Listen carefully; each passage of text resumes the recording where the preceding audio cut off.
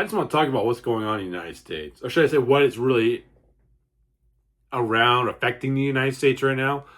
Number one, let's just start right now with us going at Iran with Israel. I got mixed emotions about that. I am very pro-Israel. I'm actually more pro-Israel's God and their people versus their government. I'm not going to get into what my whole personal opinion is about the Israeli government. If it's a government, then it's corrupt. Okay, I have never heard of a government that is not corrupt. Okay, so I'm sure there's a bunch of corruption there, and they probably spun the United States into doing something that they wanted. Yeah, that's besides the point. Um, yeah, so we got the whole all that going on with Iran, and by the way, Iran, you can't say somebody was going to eventually not do it to Iran. Um, there's just a lot there to unpack when it comes to our relations with Iran and why we're doing this. Like I said, I am not going to sit here and say that I am for it. Anything that has to do with war is not a good thing. We've also had the Epstein files. It's Epstein. I don't care. I can't even pronounce his name. Um, that has been, oh wow, that has been eye opener. Um, and that has led to a lot of conversations at work. We've also got ICE. There are people who are like chasing down ICE. Had some people get shot by ICE agents because, well, basically being violent to them. And it doesn't help that we have a media right now that is just kind of twisting the facts, twisting events around, making it sound like ICE is evil. In reality, they're not. They're trying to do a job, and you have these people who are coming in and are just interfering. Like, utterly, it's just nonsense. And this is the stuff that we got going on right now. This is the stuff that is really distracting us from our daily lives. I had a conversation with it earlier this week, maybe towards the end of last week, where we were talking, everything from Jeffrey Epstein to this other stuff, and I just finally had enough, and I said, look, it's one thing to look at the rabbit hole and wondering how far is this going to go and know that it's going pretty deep. It's another thing to allow yourself to be so, just distracted and enthralled with the conspiracy theories that you're just going so deep into that rabbit hole that you may not be able to find your way out. And I think that's what a lot of people are doing now. And like I said, we got this thing with Iran, the bombings. I was, trying to get some more recent updates earlier. And in a way, it might be a win for all nations for that kind of a regime to be gone. The people of Iran, the Persians, they want their country back. They want the Ayatollahs gone. That might be really a good thing. But here's the thing. This is really what I want to get at.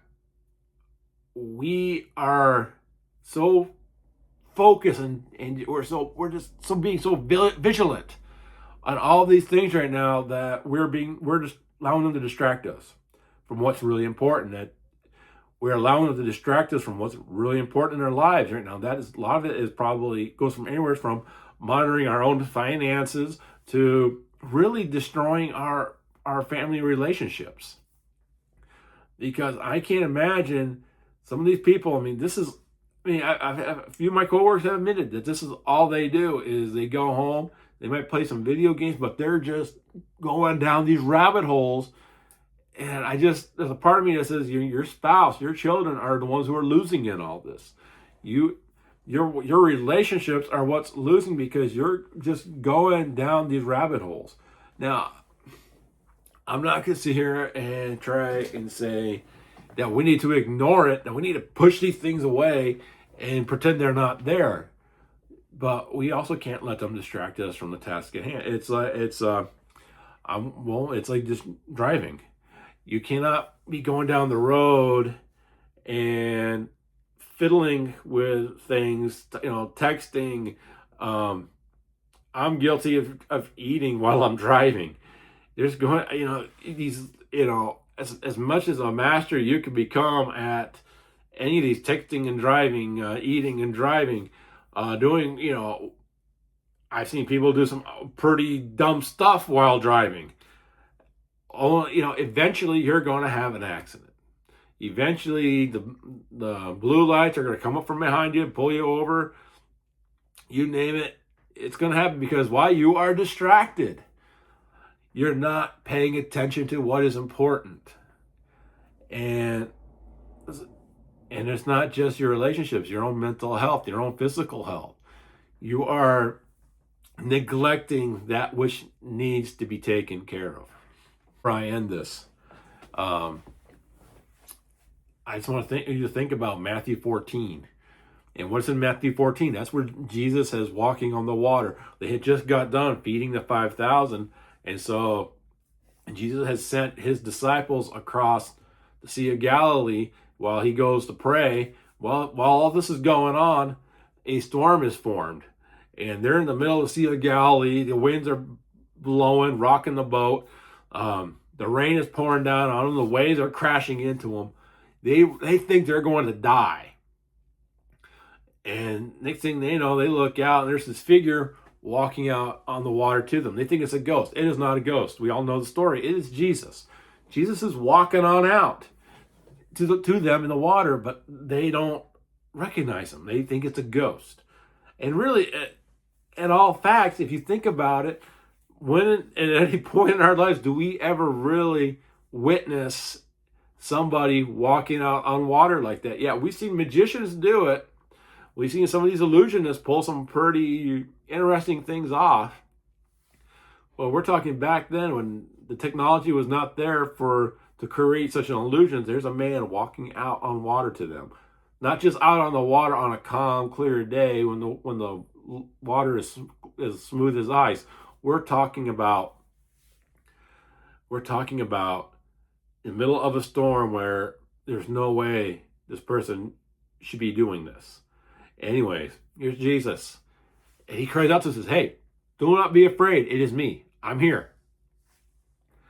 Peter cries out at him and says, if that is you, Lord, then bid me out of this boat and come to you on the water. And Jesus says, yes, come on out. Peter gets out of the boat, starts walking over to him.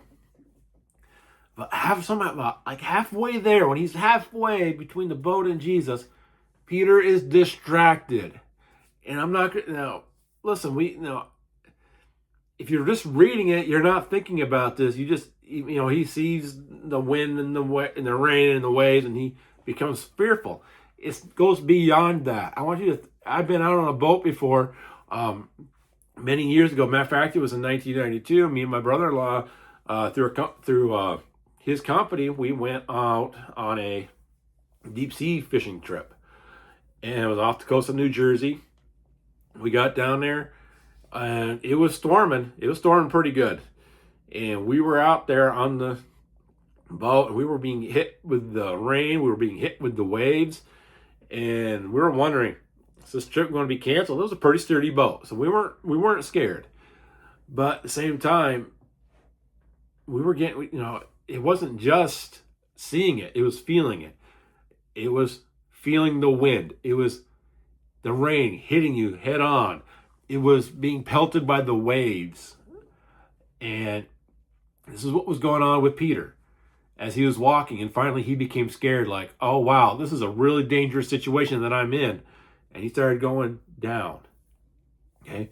The very thing that he was that he was distracted by was starting to pull him down into the water.